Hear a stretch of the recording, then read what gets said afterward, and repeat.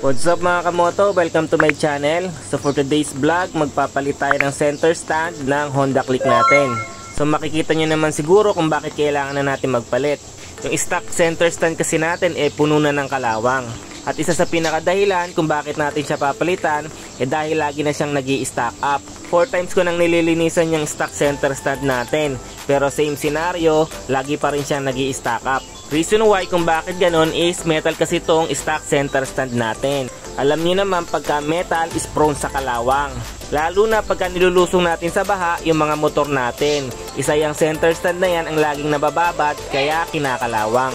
Kaya kung yung stock center stand nyo nag-stack up na, mas maigi palitan nyo na agad. Kasi kahit anong gawin yung linis dyan, paulit-ulit lang yan mag-stack up katagalan.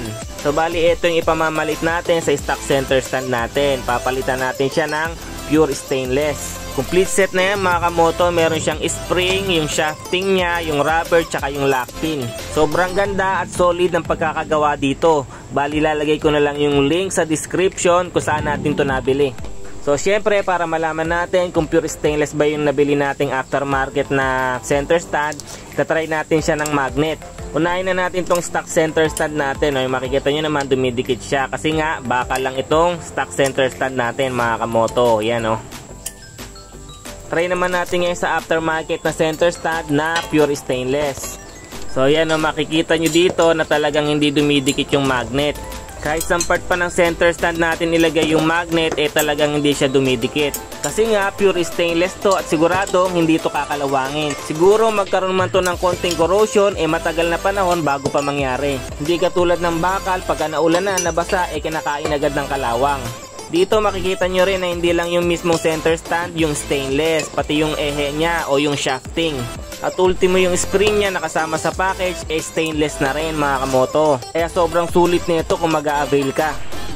So bali dito kakabit na natin siya. Lagyan nyo lang ng konting grasa yung pinaka-ehe o yung shafting niya. Konti lang ang ilagay nyo, yung saktong mapahiran lang siya.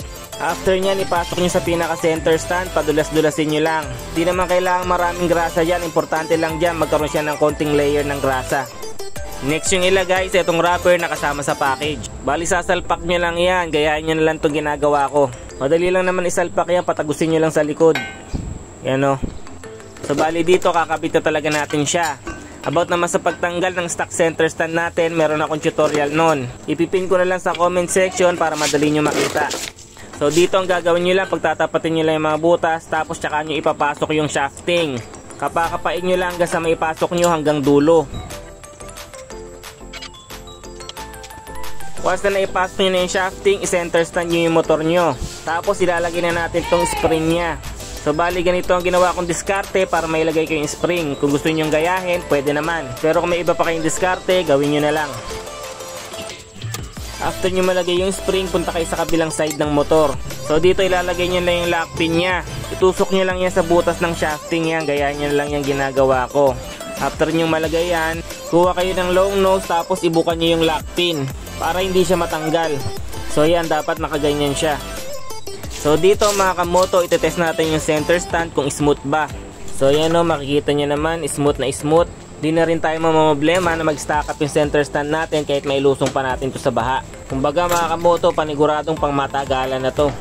So yun, hanggang dito na lang tong video na to. Kung may natutunan kayo o nagustuhan nyo tong video na to, pakihit na lang ng like, share, and subscribe button.